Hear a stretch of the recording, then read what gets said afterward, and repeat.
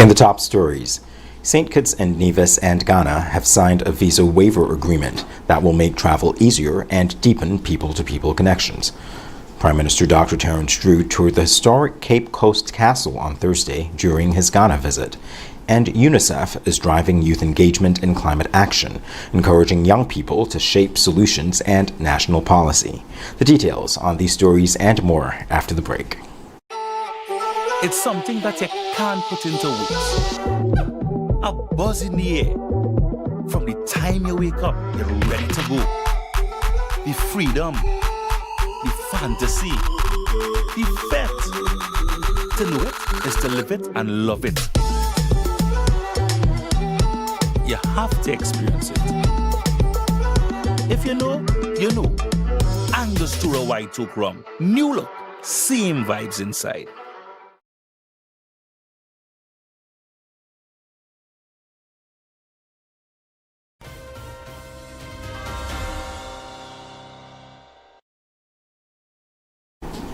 Welcome to the ZIZ Major Newscast. I am Jamie Morris. St. Kitts and Nevis and Ghana have signed a visa exemption agreement for holders of ordinary passports. The agreement was signed earlier this week by Prime Minister Dr. Terence Drew during his state visit to the West African nation. Under the arrangement, citizens of both countries will be able to travel between St. Kitts and Nevis and Ghana without the need for a visa. Officials say the measure is expected to make travel easier and create more opportunities for business, tourism, education, and cultural exchange. Prime Minister Drew said the agreement will help strengthen practical connections between the two countries and make it easier for citizens to engage with each other. St. Kitts and Nevis and Ghana previously signed a visa waiver agreement in 2018 for holders of diplomatic and official passports. The new agreement now extends that arrangement to holders of ordinary passports, further expanding travel and cooperation between the two nations. In related news, on Thursday, Prime Minister Drew made a historic stop at Cape Coast Castle, one of the most important sites linked to the transatlantic slave trade. The Prime Minister and members of his delegation were given a guided tour of the centuries-old fortress, which is located in Ghana's central region. Cape Coast Castle was one of the main holding points for enslaved Africans before they were transported across the Atlantic.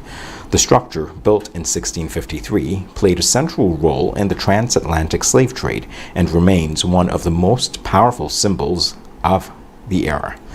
Today, the site serves as a place of memory and reflection, particularly for people of the African diaspora, whose history and heritage are connected to the events that took place there. Cape Coast Castle is now recognized as a UNESCO World Heritage Site and is one of the largest remaining structures associated with the transatlantic slave trade. UNICEF is supporting efforts in St. Kitts and Nevis to place young people at the center of climate action and policy development. Officials say the Climate Action and Youth Symposium is designed to ensure children's and youth perspectives are reflected in national projects, policies, and plans addressing climate change. Tristan Ward, Climate and Environment Officer with UNICEF Eastern Caribbean, said the event provides a space for young people to learn, engage, and contribute to practical solutions. Yeah, this event is really a curated space for the young people in St. Kitts and Nevis to come and discuss the topic of climate change a bit more. For those who may not be very aware, an opportunity for them to learn more about it. For those who are already aware, an opportunity for them to engage on this topic a bit more and identify solutions. Identify solutions that can make an impact for children as it relates to climate change, but also an opportunity for them to put forward inputs in the policy process that the government is currently engaging. Ward said young people are not only among those most affected by climate change, but can also serve as important agents of change. He noted that many youth are already taking part in advocacy efforts, project development, and initiatives such as climate-smart agriculture. one of the things that we try to push forward, first and foremost, is around advocacy. So being able to advocate for the changes that you want to see made by the decision makers in your respective countries. That's one of the first things. But there are things that can also be done in terms of, gathering your own finance, developing your own finance. We've recently put out a publication that teaches young people on their avenues for developing finance that can fund some of these project ideas that they want to see and that they think could be useful to help children against climate. Ward also encouraged young people to get involved, saying climate action can create opportunities for advocacy, innovation, and future livelihoods. He added that equipping youth with the knowledge and skills to address climate challenges is critical for the future.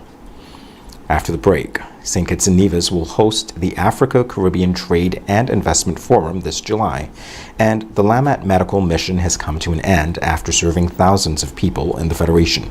We'll have the details in a moment.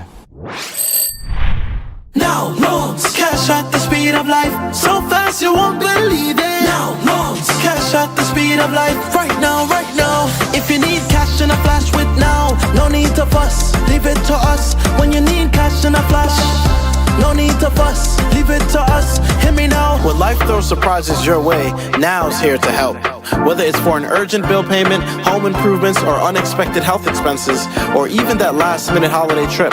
With Now, you get cash in a flash, approved in just 24 hours. Now loans, cash at the speed of life, so fast you won't believe it. Now loans, cash at the speed of life, right now, right now. A loan product powered by National Bank. At The Cable, we believe in giving back because when our community thrives, we all do. That's why, as a company, we make it our mission to touch the lives of everyone in St. Kitts. We spearheaded the renovation of JNF Hospital lobby to ensure better care for all. The Cable sponsors free Wi-Fi in every community center across St. Kitts, so no one is left behind in an increasingly connected world. We stand with communities through every moment, big or small, in culture, education, youth development, and more. Y a ti también, comunidad latina. Cuenta con nosotros. Estamos con ustedes. And when it comes to customer service, we set the standard. We're just a call, click, or visit away because you matter to us. Join the company that truly cares. The Cable, more than service. We're family. Somos familia. And we're proud to always give more where it matters.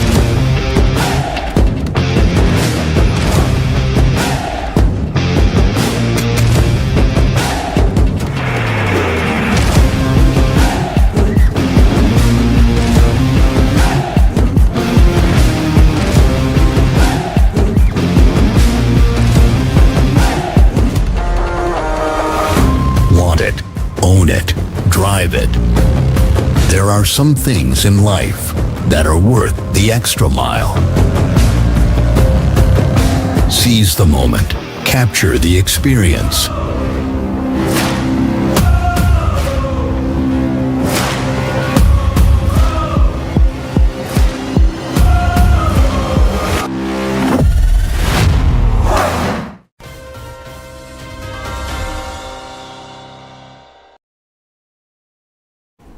Welcome back. St. Kitts and Nevis will host the 5th Africa-Caribbean Trade and Investment Forum this July, an event expected to bring together government and business leaders from across Africa and the Caribbean. The announcement follows confirmation from the African Export-Import Bank, Afrexim Bank, of a major expansion of its financial commitment to CARICOM. During the 50th regular meeting of CARICOM heads of government in Bastille, Afrexim Bank's president, Dr. George Alambi, said the bank will increase its regional financing limit from $3 billion to $5 billion over the next 3 to 4 years. The expanded commitment builds on more than $750 million already disbursed across the Caribbean, with more than $2 billion in additional projects currently in the pipeline. The funding is expected to support a range of sectors, including tourism, healthcare, agricultural processing, infrastructure development, and financing for small and medium-sized businesses. Afrexim Bank also indicated that it is working with regional partners on initiatives to improve sea and air connectivity across the Caribbean and to expand trade and investment links between Africa and the region. The bank reaffirmed its commitment to developing an African trade center in Barbados and continuing discussions toward the establishment of a Caribbean Exim Bank. The Africa-Caribbean Trade and Investment Forum, set for July in St. Kitts and Nevis, will feature panel discussions, business matchmaking sessions, and investment deals as part of the growing economic partnership between the two regions. The LAMAT 2026 medical mission concluded today, with health officials reporting during a press briefing held this morning that thousands of residents benefited from the 2-week initiative. Over the past 2 weeks, medical teams recorded more than 3,500 patient encounters, delivering surgical, dental, pediatric, and audiology services. According to Chief Medical Officer Dr. Hazel Laws, some patients received life-changing treatment, including hearing aids and specialized surgeries, while others were airlifted abroad for advanced care. Throughout this mission, the LAMAT team worked closely alongside our local healthcare professionals to deliver specialized services in several critical areas. These included mental health, dental care, audiology, pediatric consultations, surgical procedures, and other specialized medical interventions. To date, more than 3,519 patient encounters have been recorded. The mission brought together medical personnel from United States Southern Command, Taiwan, and local healthcare professionals. Beyond patient care, the initiative also provided an opportunity for training, knowledge exchange, and skill development. Local doctors, nurses, and allied health staff worked alongside visiting specialists, helping to build capacity and strengthen the Federation's readiness for future medical needs. Officials say the mission highlights the value of international partnerships in delivering both immediate care and long-term benefits to the health sector. The St. Kitts and Nevis Defense Force hosted a high-level security meeting at Camp Springfield this week as part of efforts to strengthen regional and international partnerships. Acting commander of the force, Major Coyote Sutton, recently welcomed a high-level delegation to Camp Springfield on Tuesday for talks focused on security cooperation and collaboration. The visiting group included U.S. Charge d'Affaires Karen Sullivan, United States Ambassador to Guyana Nicole Theriault, Executive Director of the Regional Security System, Rear Admiral Arrington Sherlin, and Colonel Michael Jones of the Caribbean Community Implementation Agency for Crime and Security. During the meeting, Major Sutton emphasized the value of strategic partnerships and pointed to the role of the United States State Partnership Program in supporting cooperation between the St. Kitts and Nevis Defense Force and the Florida National Guard. He said collaboration of this kind helps to improve operational readiness, build professional capacity, and strengthen coordination with regional and international partners.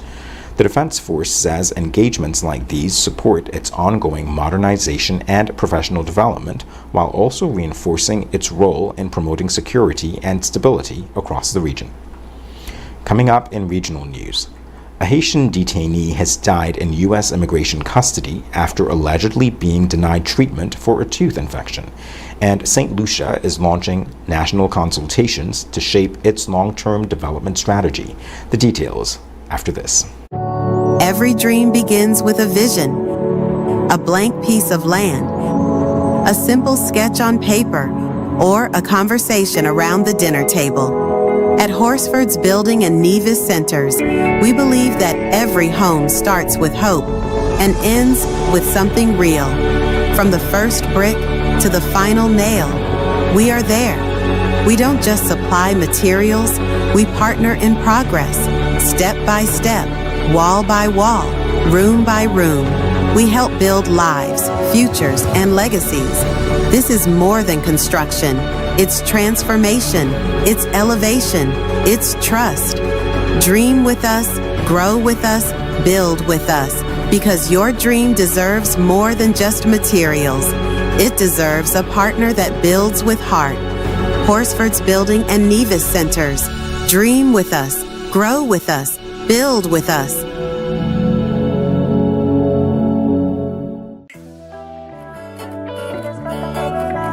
Swipe your card, live your life. National Bank Life is nice. You can spend it when you want it, how you like, where you like. Swipe your card, live your life. National Bank Life is nice.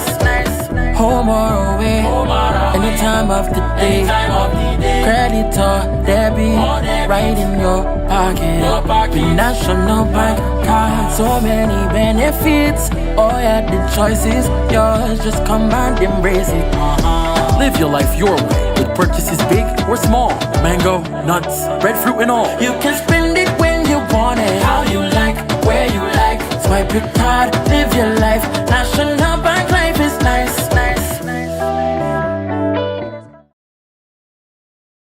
At The Cable, we believe in giving back because when our community thrives, we all do. That's why, as a company, we make it our mission to touch the lives of everyone in St. Kitts. We spearheaded the renovation of JNF Hospital lobby to ensure better care for all. The Cable sponsors free Wi-Fi in every community center across St. Kitts, so no one is left behind in an increasingly connected world. We stand with communities through every moment, big or small, in culture, education, youth development, and more. Y a ti también, comunidad latina. Cuenta con nosotros. Estamos con ustedes. And when it comes to customer service, we set the standard. We're just a call, click, or visit away because you matter to us. Join the company that truly cares. The Cable, more than service. We're family. Somos familia. And we're proud to always give more where it matters.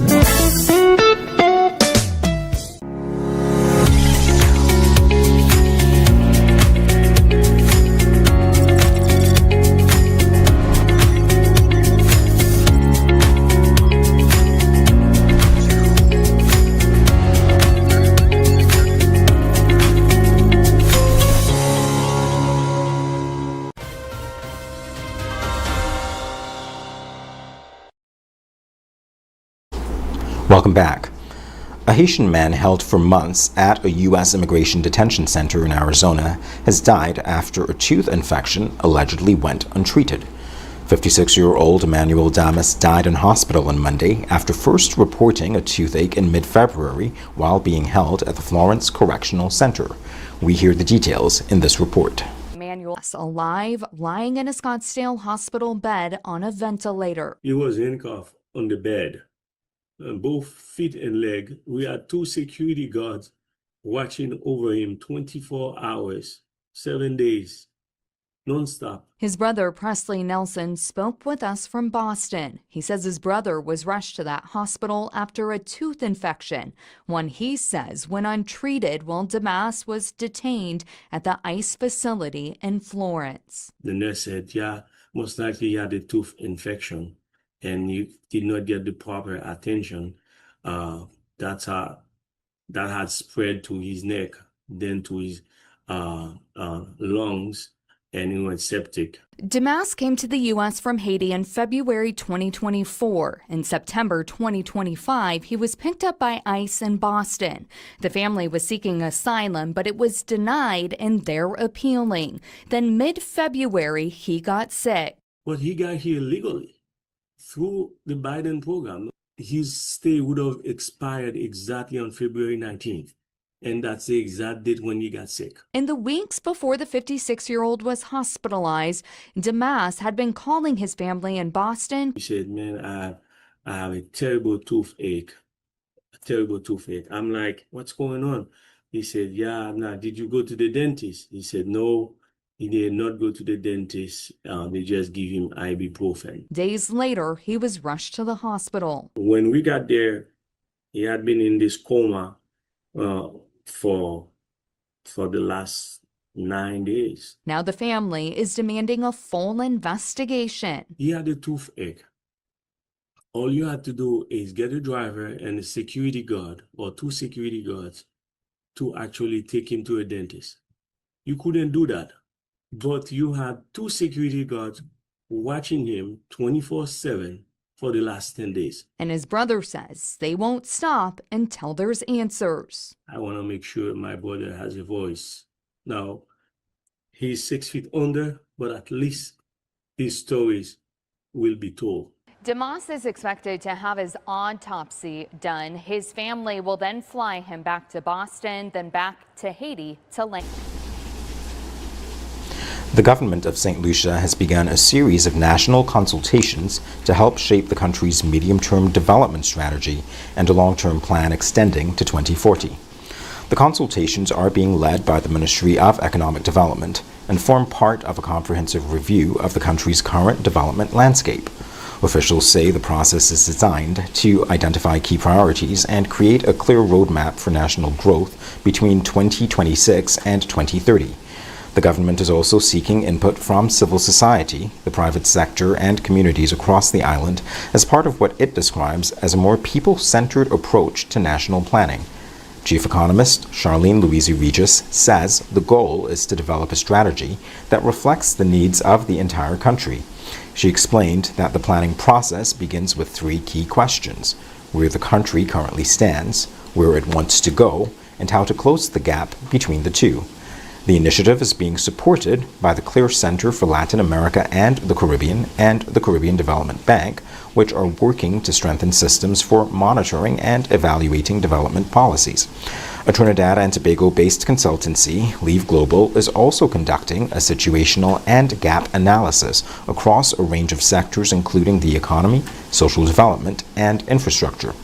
The findings from the consultations will be used to develop a national framework to guide policy decisions and investment priorities through 2040. Coming up, President Donald Trump says the U.S. will only accept unconditional surrender from Iran as the conflict continues to escalate. And more than 100,000 Afghan refugees have been displaced as fighting intensifies along the Afghanistan-Pakistan border. We'll have the details in a moment. In the sun or in the rain, life's a journey, joy and pain.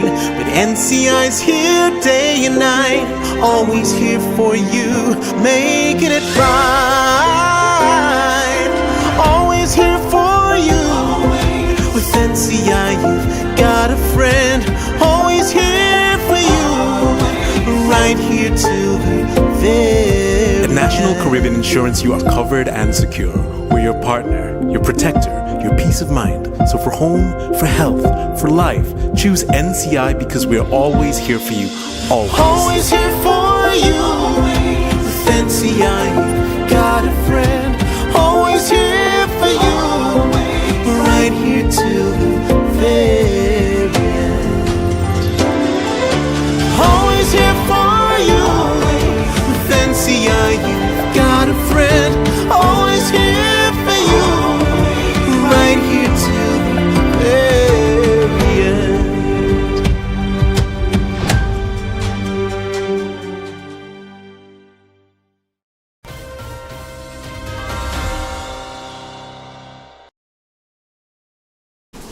In international news, U.S. President Donald Trump says the United States will accept nothing less than Iran's unconditional surrender as the war in the Middle East continues to escalate. The comments came as Israeli warplanes carried out a new wave of airstrikes on targets in Tehran and Beirut on Friday. Iran responded with another round of missile and drone attacks targeting Israel and several Gulf states that host U.S. military forces. The strikes on Beirut were reportedly the heaviest since a 2024 ceasefire ended the last war between Israel and the Iran-backed group Hezbollah.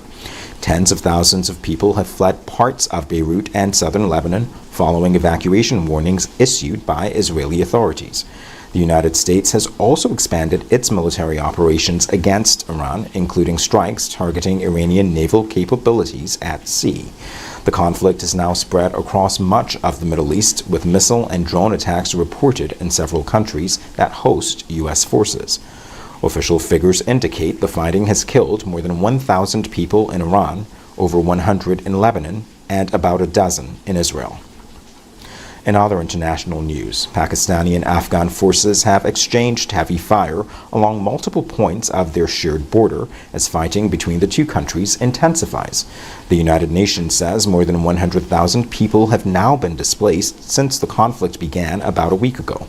Afghan officials say Taliban forces struck Pakistani military positions at more than 24 locations along the border, destroying several posts and shooting down a drone.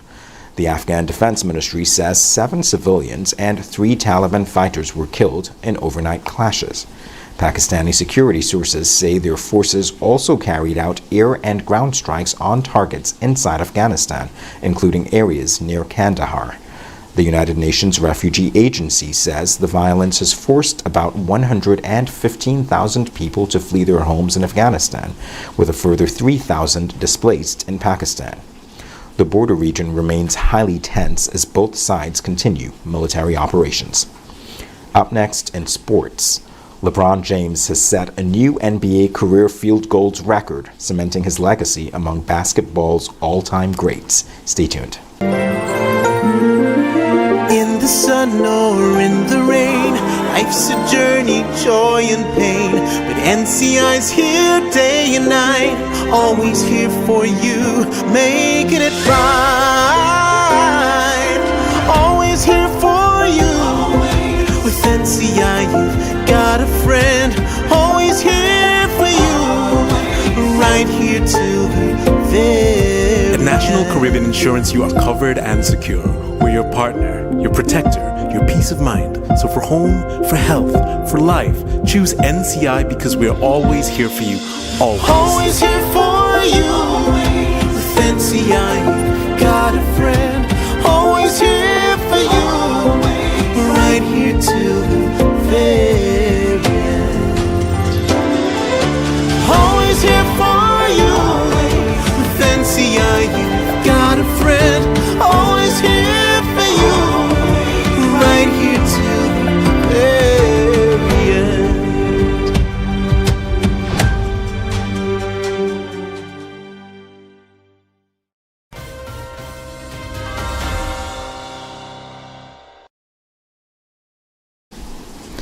LeBron James has made NBA history once again, surpassing Kareem Abdul-Jabbar for the most field goals ever made in the league.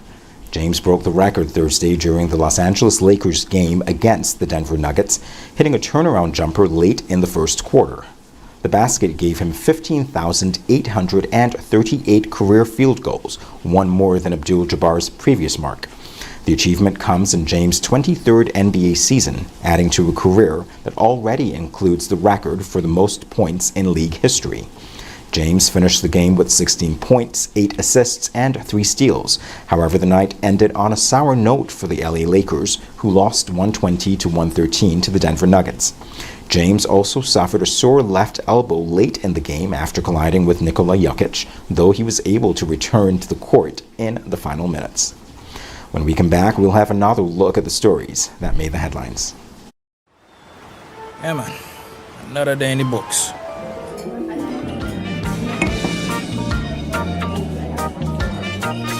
Well, hello there. Ooh, she pretty from head to toe, and are you ready to go?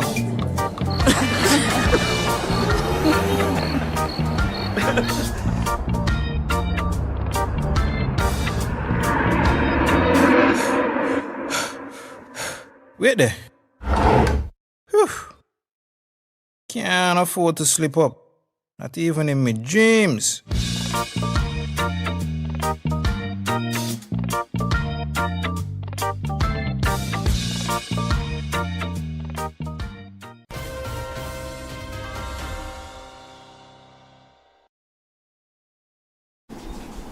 Here's a recap of the top stories.